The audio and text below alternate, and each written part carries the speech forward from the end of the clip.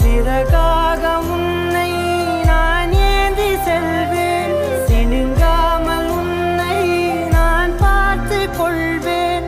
ஒரு கோடி இன்பங்கள் உன்னை பார்த்த நொடியில், நான் வாழும் நாள் மட்டும் நீ எந்த மடியில். உன்னை ஈன்ற பொழுதிங்கு கடவுள் தன் முகம் பார்த்த பொழுது உன் பாதம் தொழுது